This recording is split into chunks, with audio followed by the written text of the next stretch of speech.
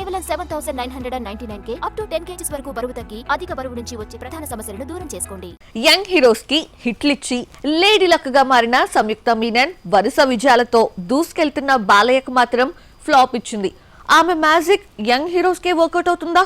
ఈ లెక్కన Sharwanand success track ఎక్కినట్లేనా? భీమ్లా నాయక్, బింబిసార, విరూపాక్షలతో హ్యాట్రిక్ హిట్స్ కొట్టడమే కాదు, అప్పటి వరకు ఫ్లాప్స్ తో సతమతమవుతున్న యంగ్ హీరోలు కళ్యాణ్ రామ్, సాయి తేజ్ కు సక్సెస్లిచ్చి గోల్డెన్ లేడీగా మారింది సంయుక్త మీనన్. కానీ ఆ తర్వాత ఆ మ్యాజిక్ వర్కౌట్ కాలేదు.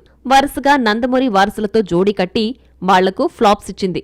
ముఖ్యంగా వరుస హిట్స్ తో జోరు మీదున్న బాలయ్యకు అఖండ 2 బ్రేక్లేసింది. అఖండ 2లో సంయుక్త కాస్త గ్లామరస్ గా కనిపించినా యూజ్ లేకుండా పోయింది.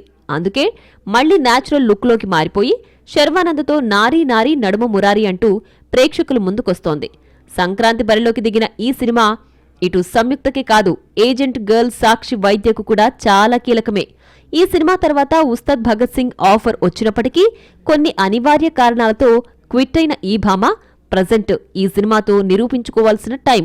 శర్వానంద్ మహానుభావుడు తర్వాత ఒకే ఒక జీవితం పర్వాలేదనిపించుకున్నా మనమే డిజాస్టర్ అయింది. ఇప్పుడు నారీ నారీ నడుమ మురారితో ట్రాక్ ఎక్కాల్సిన నీడ్.